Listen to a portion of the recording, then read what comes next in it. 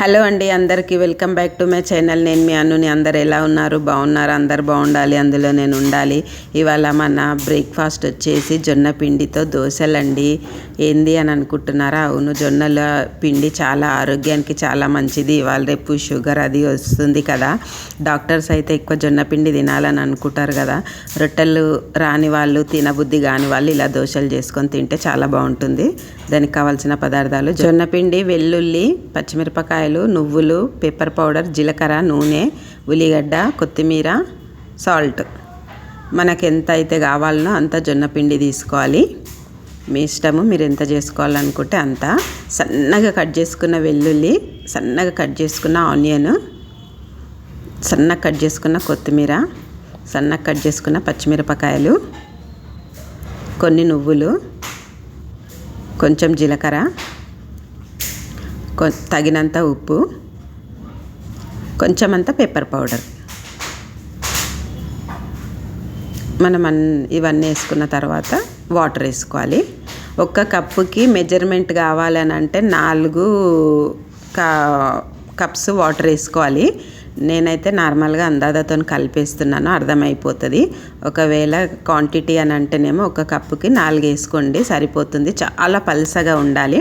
మన రవ్వ దోశల పిండి ఎలా ఉంటుందో సేమ్ ఎగ్జాక్ట్ అట్లనే ఉండాలి. ఇది చూసుకొని అట్లా కూడా కలుపుకోవచ్చు.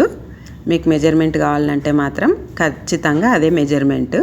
ఇలా మొత్తం అంతా మంచిగా కలిపేసుకోవాలి. సన్నగా పల్సగా అన్నీ సన్నగా కట్ చేసుకొని వేసుకోవాలి.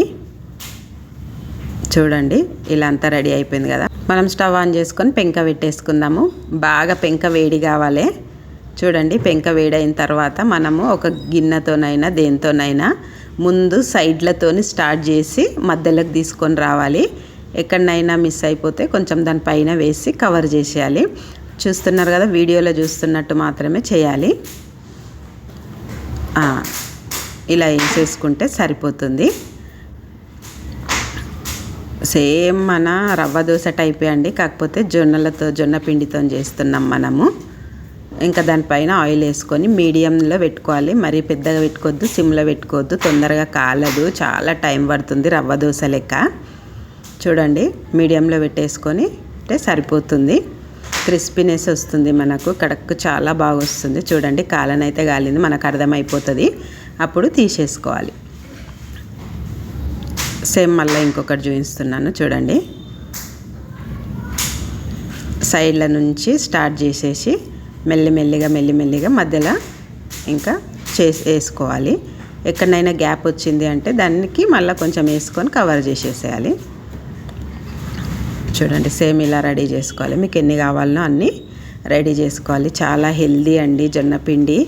పిల్లలు కూడా జొన్నల పిండితో రొట్టెలు తినరు కదా, ఇలా ట్రై చేసి ఇచ్చినామంటే క్రిస్పీగా మంచిగా ఆనియన్స్ ఐటమ్స్ అన్నీ తగులుతూ చాలా చాలా టేస్ట్ చాలా బాగుంటుంది. ఒకసారి అయితే తప్పకుండా ట్రై చేయండి.